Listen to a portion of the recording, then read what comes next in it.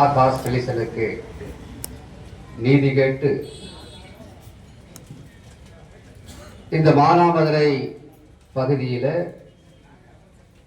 தொடர் ஆர்ப்பாட்டத்தை நீதி கிடைக்கும் வரை நடத்தி கொண்டிருக்கிற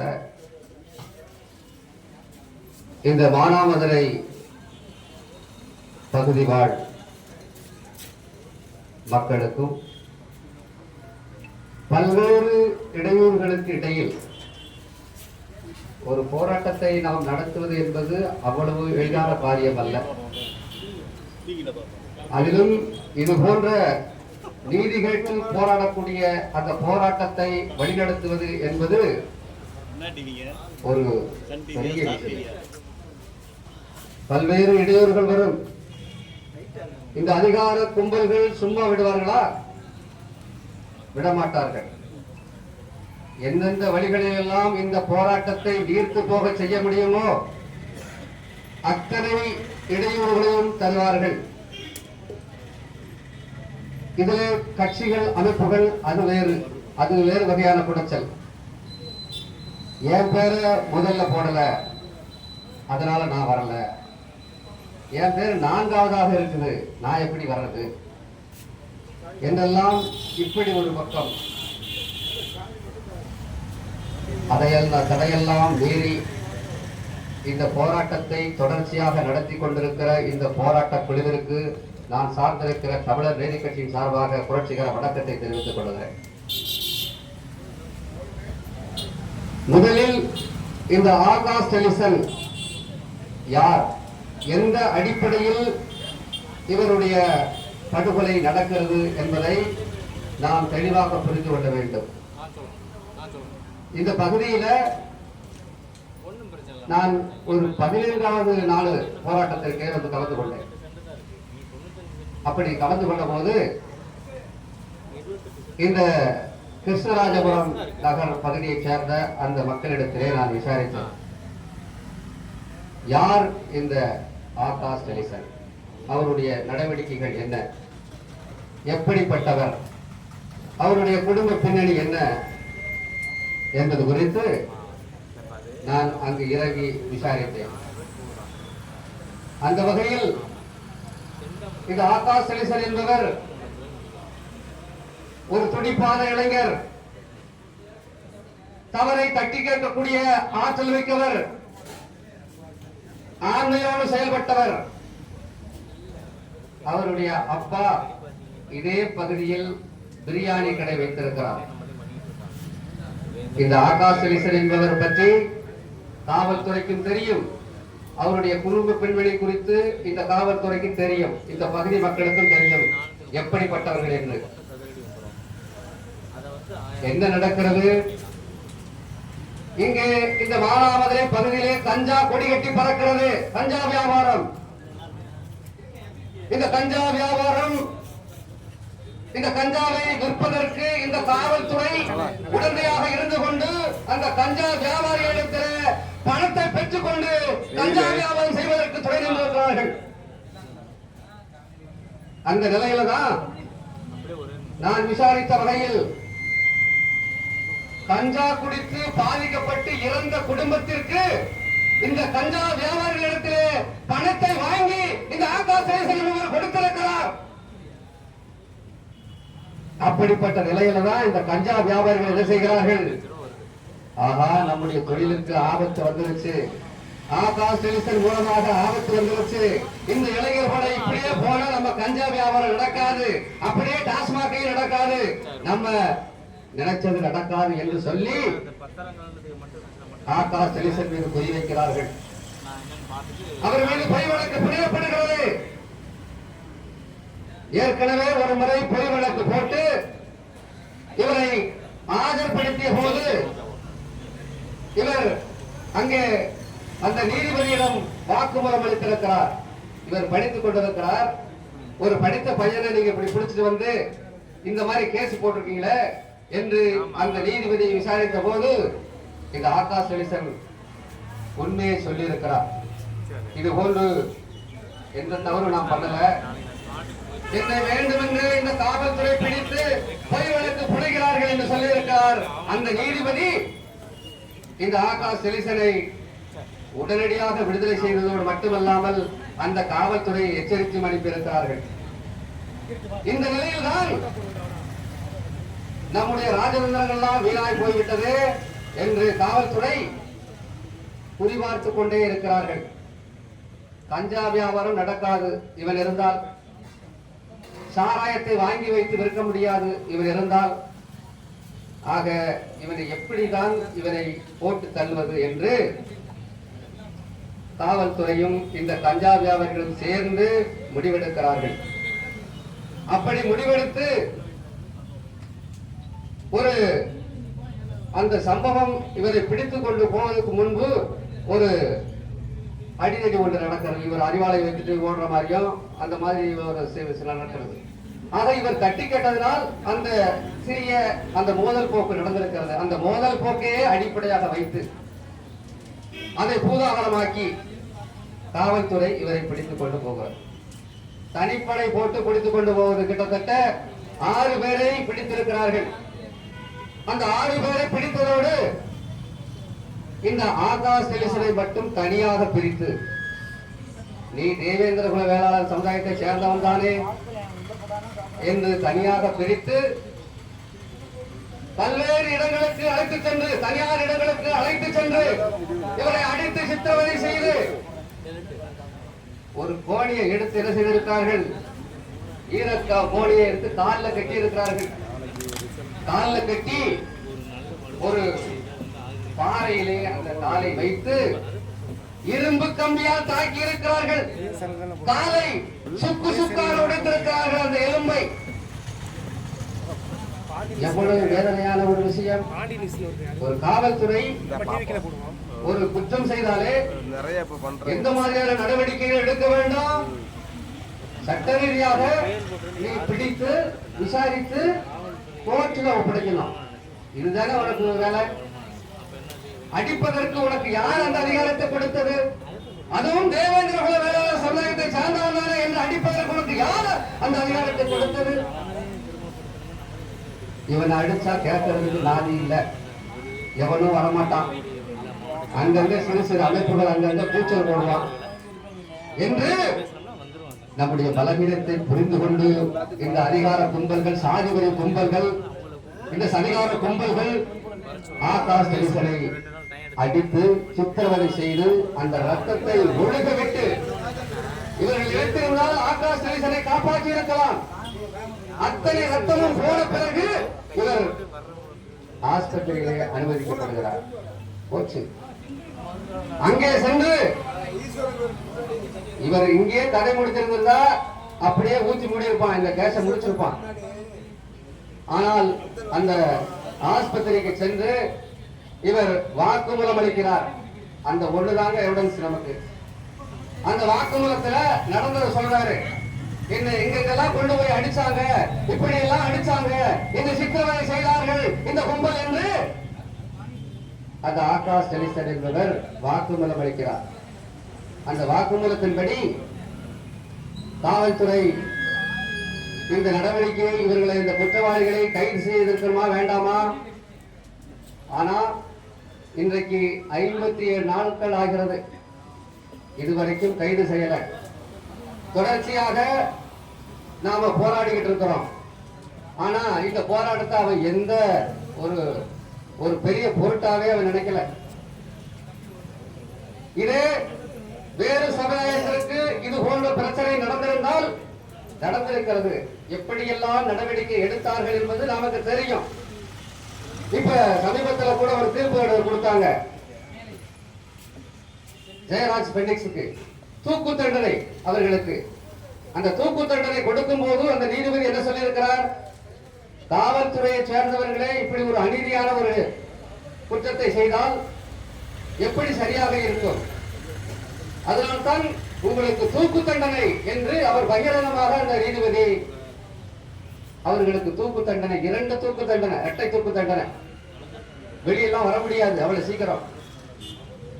ஆக இப்படி இந்த அதிகார கும்பல்கள், சாதிவெறி கும்பல்கள் ஒரு சாதிக்கு ஒரு மாதிரியாகவும் இன்னொரு சாதிக்கு ஒரு மாதிரியாகவும் இது போன்ற ஒரு பிளவுவாத ஒரு வேலையை செய்து கொண்டிருக்கிறார்கள். இந்த ஆகாஷ் செலிசன் படுகொலை செய்யப்படுகிறார். அவர் இறந்து விட்டார். அந்த இறப்புக்கு நீதி கேட்டு அதே நாளில் இந்த பைபாஸ்ல இந்த மக்கள் எல்லாம் திரண்டு சாலை மறியல் செய்யறாங்க. ஒரு கொலை நடக்கிறது, ஒரு படுகொலை நடக்கிறது. அதுக்காக நீதி கேட்டு போராடுவது அது சட்டப்படி சரி. இந்த சட்டத்தில் இடம் இருக்கிறது. ஜனநாயக நாட்டில் ஒருவன் போராடுவதற்கு உரிமை இருக்கிறது. ஆனால் இங்க எப்படி சாதி ரீதியாக இந்த விஷயத்தை கையாளுகிறார்கள் என்று பாருங்கள். அந்த காவல்துறையை சார்ந்தவர்கள் ஒரு குறிப்பிட்ட சாதியை சார்ந்தவர்கள், அவர்கள் அந்த குறிப்பிட்ட சாதியை சார்ந்தவர்கள் என்ன செய்கிறார்கள்? அவர்களுடைய சாதியை சார்ந்தவர்களுக்கு போன போட்டு இப்படி போச்சுன்னா எங்க பழப்புல மண் விழுந்துரும், எங்களை தூக்கு சண்டலை கொண்டு போய் வரைக்கும் நிறுத்திடுவான், இந்த போராட்டத்தை அப்படியே கலைச்சிரு என்று அவர்கள் சாதியை சார்ந்தவர்களுக்கு பணத்தை கொடுத்து ஒரு எதிர் போராட்டம் பண்றான். ஐயோ இதை எங்க சாலைகள்ல வந்து மறிச்சுட்டான், இது ஒரு போராட்டம்டா, இது மனித உரிமைக்கான போராட்டம், அதிகாரத்தை பயன்படுத்தி இப்படி ஒரு அடிச்சு கொலை செய்யறான், இன்னைக்கு என்ன செய்வான் நாளைக்கு உன்னை செய்வான். அப்படிப்பட்ட நிலைமையில இவனுக்கு அப்பா எதிர் போராட்டம் நேரத்துக்கு உனக்கெல்லாம் கத்தமா இல்ல? உன் வீட்டுல அண்ணன் தம்பி பிறக்கல, உனக்கு உன் குடும்பத்துல இப்படி ஒரு கல்யாணம், நீ இப்படி எதிர் போராட்டம் செய்வதற்கு உனக்கு துணிச்சல் வருமா, துப்பு இருக்குமா? அறிவு கட்டவர்கள். நான் இந்த பகுதியில் இருந்து விசாரித்த போது அந்த எதிர் போராட்டத்தை நடத்திய ஒருவன் 2 நாளில் சாலை விபத்தில் இறந்து விட்டான்.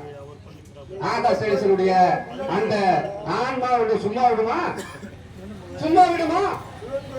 இந்த குற்ற வழக்கில் சம்பந்தப்பட்டவர்கள் 16 பேர் காவல்துறை சார்ந்தவர்கள். எதிர்த்தரப்பு போராட்டத்தை நடத்தியவருக்கே இந்த நிலை என்று சொன்னால் ஆகாஷ் செலிசனுடைய ஆன்மா இந்த 16 பேரையும் சும்மா விடுமா? நீ அங்கங்க ஓடிக்கிட்டு அலைஞ்சிட்டு இருக்கலாம், இன்னைக்கு நீ தப்பிச்சிடும் நினைக்கலாம், ஆனால் ஒருபோதும் உன்னுடைய மனசாட்சிக்கு முன்பு நீ தப்பித்து ஓட முடியாது. உறுத்தல் உனக்கு யாருடைய வரிப்பணத்தில் சம்பளத்தை வாங்கிக் கொண்டு ஒரு சாதி ரீதியாக நீ செயல்படுகிறாய் என்று சொன்னால் உன்னை எங்களை அடிக்கிறதுக்கு தான் உனக்கு வரிப்பணத்தை நான் கொடுத்து சம்பளம் கொடுக்குமா? எங்களை கொலை செய்வதற்கு தான் உனக்கு நாங்கள் வரி கட்டுறோமா? என்ன மயத்துக்கு நாங்கள் வரி கட்டுறோம்? உனக்கு நீ சாதி ரீதியாக செயல்பட வேண்டும் என்று சொன்னால் ஒரு கூலிப்படையாக செயல்படு. சாதி ரீதியாக இன்னைக்கு தமிழ்நாடு முழுவதும் இன்றைக்கு கூலிப்படைகள் சாதி ரீதியாக செயல்பட்டு அங்கங்கே கொலை செய்து கொண்டிருக்கிறார். கேவலம். குறைந்தபட்சம் தமிழர்களாக ஒன்று சேர முடியவில்லை. நமக்கு பொது எதிரி யார்? நீயா? இல்ல உனக்கு பள்ளங்களா பொது எதிரி? உனக்கு தேவேந்திர உணவாளர்களா பொது எதிரி? அறிவில்லை உனக்கு? இன்றைக்கு எப்படிப்பட்ட ஒரு சூழ்நிலைகள் அரசியல் போய் கொண்டிருக்கிறது. உனக்கும் அதிகாரம் இல்லை, எனக்கும் அதிகாரம் இல்லை. நம்ம 2 பேரும் இணைஞ்சோம்னா அதிகாரத்தை பெறலாம்ல. இடையில வந்தேரிகள் இன்றைக்கு ஆட்சி நடத்தி கொண்டிருக்கிறார்கள். அவர்கள் தீர்மானிக்கிறார்கள், தமிழகத்தை சுரண்டி பிறக்கிறார்கள், கல்குவாரிகளை உடைக்கிறார்கள், கனிமத்தை கடத்துகிறார்கள், கஞ்சா வியாபாரம் செய்கிறார்கள். இன்றைக்கு டாஸ்மாக் கடைகளை தொடர்ந்து மக்களை சிந்திக்காமல் செய்கிறார்கள். உன்னுடைய அறிவாளன், உன்னுடைய ஆயுதம் யாருக்கு எதிராக இருக்க வேண்டும்? இந்த அயோக்கியர்களுக்கு எதிராக இருக்கணும். அப்பாவியை பிடிச்சு அடிக்கிறீங்க, அப்பாவியை பிடிச்சு கொலை செய்யறீங்க, அப்பாவியை பிடிச்சு காலை உடைக்கிறீங்க. உன்னுடைய அதிகாரத்தை இது போன்ற அயோக்கியர்களுக்கு எதிராக பயன்படுத்தி இருந்தால் இந்த சமுதாயம் எப்படி உயர்ந்து நிற்கும்? இந்த தமிழ்நாடு எப்படி உயர்ந்து நிற்கும்? குறைந்தபட்ச ஒற்றுமைக்கு கூட உங்களுடைய நடவடிக்கைகள் எதிராக இருக்கிறது. அதிகாரம் வந்துவிட்டால் அனைத்தையும் நீங்கள் செய்துவிடலாம் என்று நினைக்கக்கூடாது. கண்முன்னே ராஜபக்சே என்பவன் ஈழப்படுகொலையை, தமிழர்களை படுகொலை நிகழ்த்தி நம்ம கண்ணு முன்னாடியே அடிச்சு வரட்டப்பட்டான். அந்த மக்களாலே பரதா போட்டுட்டு ஓடிட்டான். இப்படி அதிகாரத்தை பயன்படுத்துவர்கள் எல்லாம் எந்த நிலைக்கு ஆளானார்கள் என்று தெரியும். ஜெயலலிதா என்ன நடந்தது? ஜெயலலிதா ஆட்சி காலத்தில் எத்தனை சாதிகளை படுகொலைகள்? ஜெயலலிதாவுக்கு பின்னாடி நிழலாக நின்று கொண்டு இன்றைக்கு அவர்களுடைய நிலைமை எல்லாம் என்னாச்சு? அதிகாரம் போச்சு, வீச புடிக்கிட்டாங்க மக்கள். அதிகாரத்தை வைத்துக் கொண்டு இந்த எளிய மக்களை ஒடுக்கி விடலாம் என்று எண்ணினால் அது உங்களுக்கு எதிராக வந்து முடியும். 57 நாட்கள் ஆகுது, நாங்களும் அங்கங்க கத்திக்கிட்டு இருக்கோம். எவ்வளவு துணிச்சல் இருந்தா எங்கள் வரிப்பணத்தில் இயங்குகிற இந்த அரசு இந்த குற்றவாளிகளை கைது செய்வதற்கு ஏன் உங்களுக்கு துப்பில்லை? யார் உங்களை தடுப்பது? பணம் இருப்பவர்களுக்கு ஒரு நீதி, பணம் இல்லாதவனுக்கு எளியவர்களுக்கு ஒரு நீதி என்று சொன்னால் ஜனநாயகம் ஜனநாயகமாக இருக்குமா? இப்படி உன்னுடைய சமுதாயத்தில் இந்த காவல்துறை அதிகாரிகள், காவல்துறை சார்ந்தவர்கள் இருக்கிறார்கள் என்று இன்னொரு சமுதாயத்தினுடைய பையனை அடித்து கொலை செய்கிறாயே, இந்த சமுதாயத்திலும் இருக்கிறார்கள். ஐபிஎஸ் இருக்கிறார்கள், ஐஏஎஸ் இருக்கிறார்கள், காவல்துறை அதிகாரிகள் இருக்கிறார்கள், இப்படி எண்ணற்ற பதவிகளே இருக்கிறார்கள். இவர்களெல்லாம் ஒருங்கிணைந்து உன்னை ஒடுக்கினால், அப்படி ஒடுக்குகிற காலகட்டத்தை நீதானே ஏற்படுத்துகிறாய். இதே லத்தி சார்ஜ் உனக்கும் வரும். அதுக்கு யாரு வழி ஏற்படுத்தி கொடுப்பது? நீதானே. சாதி ரீதியாக இங்க இருப்பவர்களுக்கு செயல்பட தெரியாதா? தென் மாவட்டங்களை பொறுத்தவரை கிட்டத்தட்ட 70% பேர் ஒரு குறிப்பிட்ட சாதியை சார்ந்தவர்கள் காவல்துறையில் இருக்கிறார்கள். இவர்களுக்குள் ஒரு மாஃபியா போன்ற ஒரு நெட்வொர்க் இருக்கிறது. அதை நான் சொல்லவில்லை, பத்திரிகையிலே கட்டுரைகள் இருக்கிறது. இப்படி இருந்து கொண்டு அந்த சமுதாயத்தை சேர்ந்தவன் போனா உடனடியாக அந்த பிரச்சனை அப்படியே முடிச்சுக்கிறது. வேற சமுதாயத்துக்காரன் போனா அவன் அப்படியே கேச போட்டு உள்ள தள்ளிடுது. என்னையா நடக்குது? ஏன் இந்த பாரபட்சம்? நீ உன்னுடைய சாதி அமைப்புல வாங்கிக்கிட்டு நீ இதை செய், தனியா செய். உன்னுடைய சாதி அமைப்புல உன்னுடைய சாதிக்காரன்ட்ட பணத்தை வாங்கிட்டு நீ செஞ்சா நியாயம். என்னுடைய வரி பணத்தையே வாங்கிட்டு என்னையே கொலை செய்து எனக்கே வந்து நீ எஃப்ஐஆர் போட்டு எத்தனை பேர் மீது பொய் வழக்குகள் தென் மாவட்டங்களில், எத்தனை படுகொலைகள், அத்தனைக்கும் பின்னணியிலே இருப்பவர்கள் இந்த காவல்துறையை சார்ந்தவர்கள். அது ஒரு குறிப்பிட்ட சமுதாயத்தை சார்ந்தவர்கள். நம்மளும் பல்வேறு கோரிக்கைகள் வச்சாச்சு. நீதிமன்றமும் இந்த பிரச்சனையை கையில் எடுத்து ஒரு குறிப்பிட்ட சாதியரை தென் மாவட்டங்களில் காவல்துறை பதவியிலே போடக்கூடாது என்று சொல்லுகிறார்கள், அறிவுறுத்துகிறார்கள். ஆனாலும் இந்த பிரச்சனை நடந்து கொண்டே இருக்கிறது. இந்த ஆகாசலீசன் படுகொலையில் சிக்கியிருப்பவர்கள் கிட்டத்தட்ட 16 பேர். இந்த 16 பேரில் ஒருவர் மட்டும்தான் வேறு சமுதாயத்தை சார்ந்தவர்கள் என்று நினைக்கிறேன். மீதி 15 பேரும் ஒரே குறிப்பிட்ட சாதியை சேர்ந்தவர்கள். எப்படியா இப்படி எல்லாம் நடக்குது? எப்படி உங்களை ஈர்க்கிறது யாரு? இப்படி சாதி ரீதியாக செயல்படுவதற்கு உங்களை தூண்டுவது யாரு? இந்த நிலை நீடித்து என்று சொன்னால் அவன் இப்ப வந்து நம்ம அரசை தலைச்சிட்டு அவன் ஜாதிக்கார அவன் காவல் நிலையத்தை வச்சுக்கிற வேண்டியதான் தனியா. இப்ப தேவேந்திர குல வேளாளர் சமுதாய காவல்துறை அப்படின்னு வச்சுக்கிட்டு நம்ம 4 பேரை வச்சு அடிக்க வேண்டியதாங்க. பிடிச்சி அங்கங்க பிடிச்சி இப்படியே போச்சுன்னா என்ன ஆகும் நிலைமை? இதெல்லாம் புரிந்து கொள்ள வேண்டாமா? கைது செய்வதற்கு உங்களை யார் தடை செய்வது? ஆகாஷ் எலிசன் என்ற பெயரை பார்த்து இவர் கிறித்துவர் என்று ஒரு பரப்புரை. ஏன் கிறித்துவர்னா கைது செய்யக்கூடாதோ? என்னையா உங்க சட்டம்? கிறித்துவர்கள் எஸ்சி சட்டத்தை போடக்கூடாது என்று அதில் ஒரு பரப்புரை. ஆகாஷ் டெலிசன் என்று டெலிசன் ஒரு கண்டுபிடிப்பாளர் பேரை அவருக்கு வச்சிருக்கிறாங்க. அவர் ஒரு முற்போக்கா யோசிச்சு வச்சிருக்காங்க. உடனே இவரெல்லாம் ஒரு கிறித்துவர். உடனே அங்க நீதிமன்றத்திலிருந்து ஒரு தகவல் வருது, அறிக்கை வர்றாங்க. பட்டியல் பழங்குடி மக்கள் வேறு மதத்தை தழுவினால் இந்த SC/ST வன்கொடுமை தடுப்பு சட்டம் பொருந்தாது. எந்த மதத்துக்கு போனாலும் அடிக்கத்தான் செய்யறான். இதெல்லாம் உனக்கு தெரியாதா? அதாவது இந்த இந்து மதத்தில் நடக்கக்கூடிய கொடுமைகளை கண்டுதானே வேறு மதத்துக்கு போறாங்க. ஏற்றத்தாழ்வுகள், பிறப்பின் அடிப்படையில் ஏற்றத்தாழ்வுகள் யார் கற்பிக்கிறது? இந்த இந்து மதம் தானே. நீ பெரியவன், நான் எனக்கு கீழே, உனக்கு கீழே. இந்த படிநிலைகளை உருவாக்கி தந்து இன்றைக்கு சாதி ரீதியாக நாம் சண்டை போட்டுக் கொண்டு இருக்கிறோமே, இதற்கு அடிப்படையாக இருக்கிறது இந்த மனு சட்டம் தானே, இந்த சனாதனம் தானே.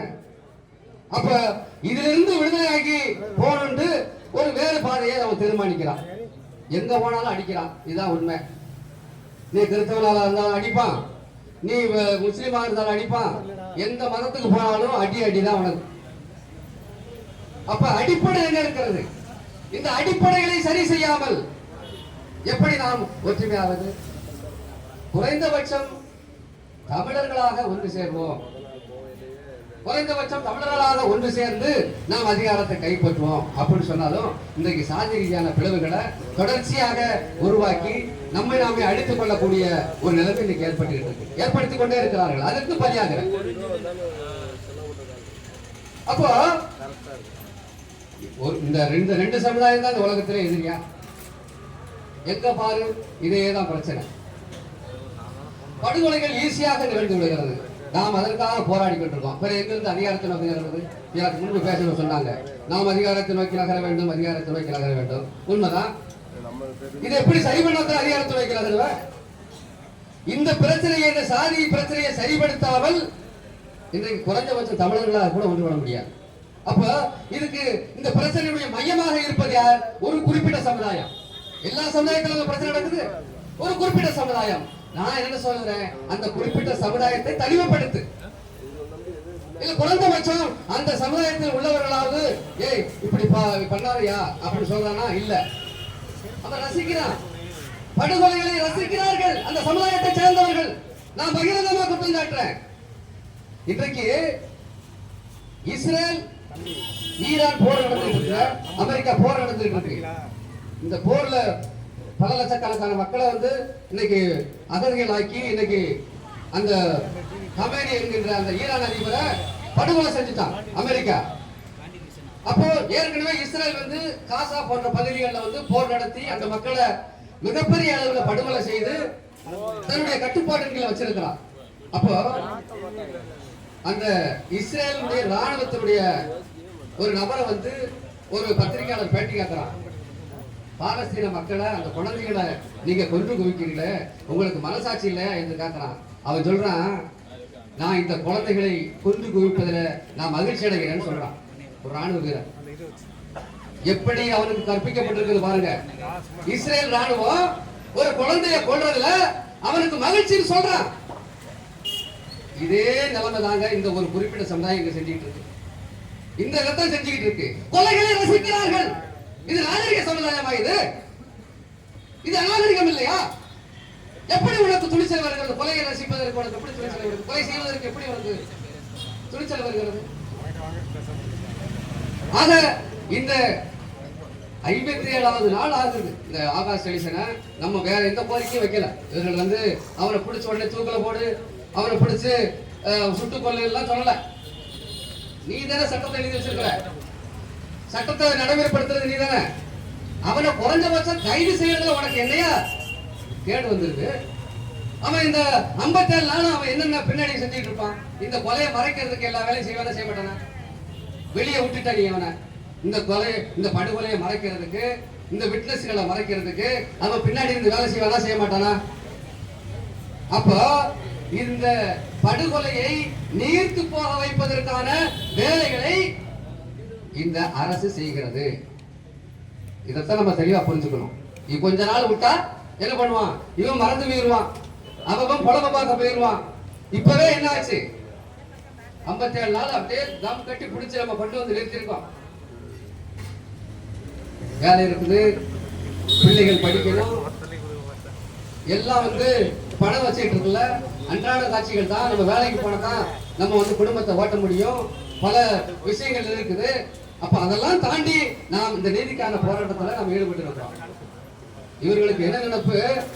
கொஞ்ச நாள் கத்துவாயவன் அப்படியே விட்டு போயிடுவான், மறந்துடுவான்.